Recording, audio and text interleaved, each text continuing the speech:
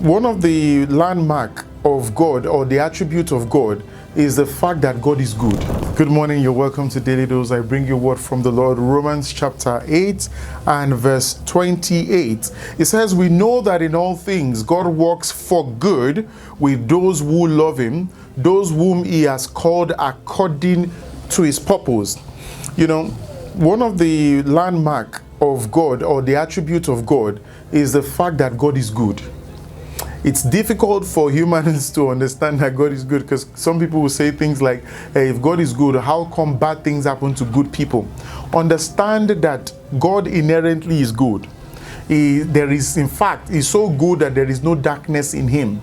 So even in places that are bad, God is right on the inside. So imagine Jesus going to the cross, being crucified, judging God to be unfaithful, because he knew what the end was, which is why everybody must begin to understand the plan and the purpose of God. It says, Jeremiah 29:11, it says, the plans that I have towards you, these plans are of good, they are not of evil, to bring you into a place where we call an expected end. So every man must begin to ask God, what is my expected end? So that by the time you begin to face trials and tribulation, you do not judge God as unfaithful. God will never be at a point in time where he is looking for your bad, or your let's say, for instance, you falling. His intention towards you is that you will come into a place of dominion. And that's why when he gave man that particular mandate from the very beginning, it says, be fruitful, multiply, replenish, have dominion. That mandate has never changed. And so God cannot work in cross purpose to you. That's why when they said to Jesus that you are casting out demons in the name of Beelzebub, he says a house divided against itself cannot stand. I don't understand how you will say that a devil is fighting himself. They are working in the same purpose. So understand these dynamics, that everything is working together for your good. You might be going through a rough patch right now, but understand this, that the end in itself is already determined by God. And that's why they say that even when a gambler rolls the dice, it's God that determines the final outcome.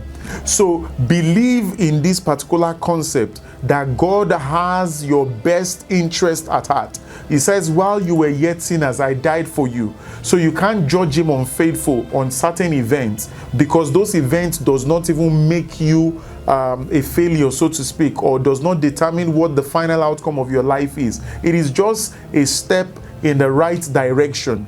And so many people will have to go through those process to get to the final end. So if Jesus had thought about it, which is on the final, when he was about to go to cross, and he says, when he looked at the entire thing, he says, can this cup pass over? And he says, but your will be done. And it's one of the fundamental prayer that every Christian will continue to pray, that the will of God be done in our life as it is in heaven. Once you subject yourself to that will, be rest assured that God's will is that all things will work together for your good according to his purpose. And that purpose will be fulfilled without fail if you yield yourself to him and ensure that, you know, it takes absolute control of that particular thing. Don't take the wheel off of him. Let him be in the driver's seat. Let him drive you to the final end. All you need to do is to show up. And this is what Apostle Paul was writing to the church in Rome. He says, we all know, he says, we know that in all things, we know it is a knowledge that you must be conversant with. All things are working together for your good.